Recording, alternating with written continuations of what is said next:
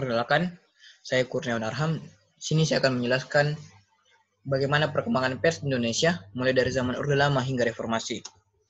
Jadi pers diatur dalam Undang-Undang Nomor 40 Tahun 99 yang disebutkan pers adalah lembaga sosial dan wahana komunikasi massa yang melaksanakan kegiatan jurnalistik meliputi mencari, memperoleh, memiliki, menyimpan, mengolah, dan menyampaikan informasi baik dalam bentuk tulisan, suara, suara dan gambar, serta data dan grafik, maupun dalam bentuk lainnya dengan menggunakan media cetak, media elektronik, dan segala jenis satuan yang tersedia. Sehingga jika didefinisikan, pers merupakan lembaga sosial maupun masyarakat. Yang dalam arti sempit, pers adalah media cetak, ataupun dalam arti luas, pers adalah media massa. Selain itu, fungsi pers antara lain adalah pendidik, ataupun sebagai edukasi di masyarakat, dan juga sekaligus sebagai kontrol sosial di masyarakat. Selanjutnya adalah pers itu diharapkan dapat membentuk opini publik masyarakat, serta menjadi penghubung pemerintah serta masyarakat. Oke, bagaimana sebenarnya pers pada ketiga zaman yang terjadi di Indonesia? Kita mulai pada zaman Orde Lama, yang mulai pada 45 hingga tahun 66. Yang pada saat itu, pers akan tunduk sepenuhnya pada peraturan pemerintah. Dan pers itu dimanfaatkan sebagai alat revolusi dan juga penggerak massa. Nah, pers itu diatur sedemikian rupa yang tidak sejalan dengan paham Nasakom atau nasionalis agamis komunis akan dibredel atau ditutup penerbitannya secara paksa. Dan juga kegiatan seni budaya yang tidak mengikuti aturan dari Lekra atau lembaga kesenian rakyat akan dibasmi ataupun akan diberhentikan secara paksa. Sehingga dapat disimpulkan pada zaman Orde Lama, pers itu atau kebebasan pers dikekang oleh pemerintah. Aturan-aturan yang mengatur pada zaman Orde Lama pada pers antara lain adalah UUD 1945 pada pasal 28, Konstitusi RIS atau Republik Indonesia Serikat pada pasal 19, dan juga Undang-Undang Dasar Sementara tahun 1950. Selanjutnya kita lanjut pada zaman Orde Baru yang terjadi pada yang mulai terjadi pada tahun 67 hingga 98. Nah, pada awal dari Orde Baru sempat terjadi kebebasan pers tapi kebebasan pers itu hanya berlangsung selama 8 tahun. Setelah terjadinya peristiwa Malari yang terjadi pada tahun 78, pers akan kembali seperti zaman Orde Lama. Yang awalnya pers itu dibuat menjadi bebas dengan keluarnya UUPP nomor 11 tahun 66, yang pada undang-undang tersebut pers itu dijamin tanpa sensor dan pembredelan. Namun setelah adanya peristiwa Malari, seakan pers kembali dikekang. Dan setelah adanya peristiwa Malari tersebut, pers sangat dikuasai oleh negara. Wartawan pun bisa dibeli untuk memenuhi kebutuhan negara, serta pers ataupun media pers itu bisa dibredel sewaktu-waktu jikalau dia tidak sesuai dengan kemauan dari negara, sehingga dapat disimpulkan pada Orde Baru pun terjadi pengekangan kebebasan pers. Nah, undang-undang yang mengatur tentang pers pada zaman Orde Baru antara lain adalah UUD 1945 pada pasal 28, UUPP nomor 11 pada tahun 96, Undang-Undang nomor 4 pada tahun 1967, dan juga Undang-Undang nomor 1 tahun 82. Nah, yang terakhir pada zaman reformasi yang dimulai pada tahun 98 setelah turunnya zaman Orde Baru hingga terjadi sampai sekarang. Nah, sumber hukum pers untuk reformasi itu adalah Undang-Undang nomor 40 tahun 99 yang membuat pers menjadi lebih bebas dan lebih longgar. Sehingga pers pada zaman reformasi atau pada zaman sekarang ini menjadi sangat tidak terkontrol. Ini merupakan sebuah akibat karena tidak adanya otoritas ataupun sebuah lembaga yang memiliki wewenang untuk menegur ataupun menindak pers. Publik ini menjadikan dirinya sebagai sebuah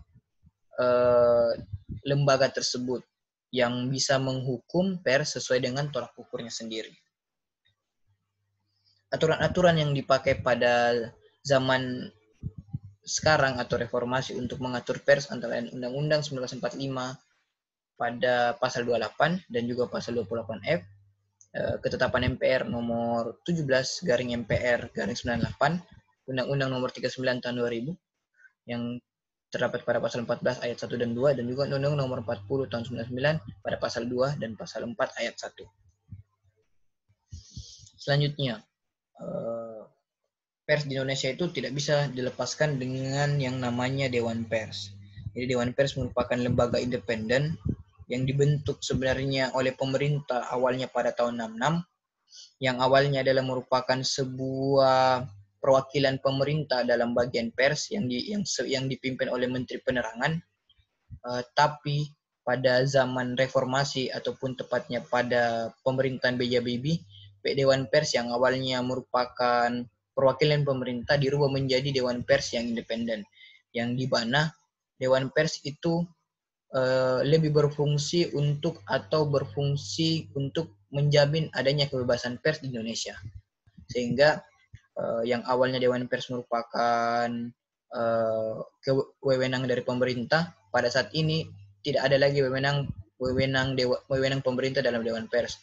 Utuh Dewan Pers terdiri dari rakyat Indonesia yang tidak memiliki bagian dari pemerintahan.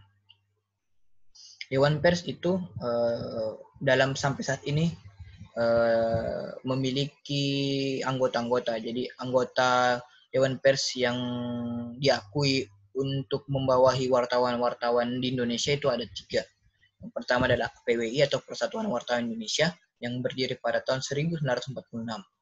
Selanjutnya ada AJI atau Aliansi Jurnalis Independen yang berdiri pada tahun 1994, dan juga IJTI atau Ikatan Jurnalis Televisi Indonesia yang berdiri pada tahun 1998. Jadi ini merupakan 3 organisasi wartawan resmi yang diakui oleh Dewan Pers sendiri.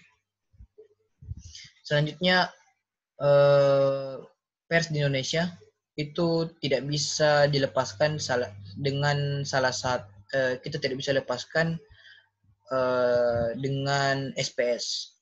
Yang SPS itu juga merupakan salah satu organisasi pers besar di Indonesia. Selain yang tadi disebutkan adalah PWI, SPS merupakan salah satu juga yang terbesar di Indonesia. Jadi SPS itu berdiri pada tahun 1946, yang awalnya itu adalah Serikat Penerbit Surat Kabar. Namun pada tahun 2011, SPS berubah singkatannya menjadi Serikat Perusahaan Pers. Jadi SPS ini merupakan organisasi yang menghimpun berbagai perusahaan-perusahaan surat kabar yang berada di Indonesia.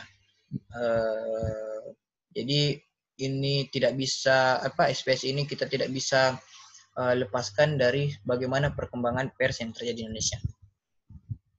Selanjutnya kita akan membahas tentang bagaimana sistem pers yang berlaku di Indonesia. Jadi sistem pers yang berlaku di Indonesia yang pertama adalah sistem pers merdeka yang diawali pada Oktober 45. Pada Oktober tahun 1945. Sistem ini sejalan dengan komitmen pemerintah untuk membangun pers yang merdeka. Ini diperkenalkan oleh Anwar Arifin yang mengatakan bahwa sistem pers yang berlaku di Indonesia sistem pers yang berlaku di Indonesia itu adalah sistem pers merdeka yang saat itu Indonesia baru saja menjadi negara merdeka. Selanjutnya kita sempat memakai sistem pers terpimpin. Jadi sistem pers ini berkembang di periode tahun 1960. Sistem pers ini fungsi pers itu digariskan dengan tajam di dalam kehidupan sosial dan politik masyarakat. Sistem ini berkembang sebagai representasi kehidupan politik dan sosial masyarakat yang terjadi pada periode tahun tersebut. Yang terakhir yang kita pakai hingga saat ini adalah sistem pers Pancasila. Nah, setelah berakhirnya sistem pers terpimpin pada tahun 1965, masyarakat mendorong agar terbentuknya sistem pers yang lebih baik dengan memakai dasar Pancasila dan UUD 1945. Hal ini tidak hanya berlaku di pers, namun juga sistem politik dan ekonomi pada saat itu. Pada awal masa Orde Baru, dikeluarkanlah undang-undang yang mengatur sistem pers di Indonesia. Peraturan ini adalah Undang-Undang Nomor 11 tahun 1966 tentang ketentuan pokok pers. Peraturan ini kemudian jamak dikenal sebagai UU Pers tahun 1966. Nah, undang-undang inilah yang menjadi atau akhirnya menjadi dasar terbentuknya sistem pers Pancasila di Indonesia. Nah, sistem pers di Indonesia pada saat ini akhirnya memakai sistem pers Pancasila. Hal ini mengandung arti bahwa informasi yang disampaikan pers itu harus bertanggung jawab berdasarkan ideologi Pancasila. Sistem pers Pancasila ini secara umum memiliki karakteristik yang mirip dengan sistem pers yang bertanggung jawab sosial atau social responsibility. Sistem pers di Indonesia itu memiliki karakter yang khas dengan adanya Pancasila, ditambah dengan karakter masyarakat Indonesia yang juga sangat khas. Konsep pers Pancasila bermula itu dari zaman Menteri Penerangan RI yang selalu menyebut sistem pers Pancasila sebagai sistem pers di Indonesia. Selanjutnya, sistem pers di Indonesia itu memiliki keterikatan dengan keputusan Dewan Pers nomor 79 yang dikeluarkan pada tahun 74 tentang kebebasan pers Indonesia. Dalam putusan ini dijelaskan bahwa kebebasan pers di Indonesia itu harus didasarkan pada hal-hal berikut, yang antara adalah landasan idil yaitu Pancasila, landasan konstitusionalnya itu adalah UUD 1945 dan juga ketetapan MPR, landasan strategisnya adalah GBHN, landasan yuridisnya adalah UU Pokok Pers tahun 82, landasan kemasyarakatannya itu adalah tata nilai sosial pada masyarakat Indonesia, dan yang terakhir adalah landasan etisnya yaitu kode etik profesional. Yang terakhir, bagaimana sebenarnya hubungan demokrasi dan juga kebebasan pers. Di kebebasan pers itu merupakan, atau kita mencoba membahas tentang bagaimana kebebasan pers baru. Jadi pengertian kebebasan pers itu adalah hak yang diberikan oleh konstitusional atau perlindungan hukum yang berkaitan dengan media dan bahan-bahan yang dipublikasikan seperti menyebarluaskan, pencetakan, dan menertibkan surat kabar, majalah, buku, atau dalam material lainnya tanpa ada campur tangan atau perlakuan sensor dari pemerintah. Sehingga secara konsep kebebasan pers akan memunculkan pemerintahan yang cerdas, bijaksana, dan bersih. Melalui kebebasan pers juga, masyarakat akan dapat mengetahui berbagai peristiwa, termasuk kinerja pemerintah, sehingga muncul mekanisme adanya check and balance, kontrol terhadap kekuasaan maupun masyarakat sendiri. Karena itu, dalam sistem demokrasi, media itu kadang disebut sebagai pilar keempat dalam demokrasi yang melengkapi eksekutif, legislatif, dan juga yudikatif. Selain itu, kebebasan pers pada dasarnya bertujuan untuk meningkatkan kualitas demokrasi. Dengan adanya kebebasan pers, media massa dimungkinkan untuk menyampaikan beragam informasi, sehingga memperkuat dan mendukung warga negara untuk berperan dalam demokrasi atau disebut civic empowerment. Nah, itu mungkin penjelasan dari saya mengenai perkembangan pers di Indonesia dari zaman Orde Lama dan hingga zaman reformasi.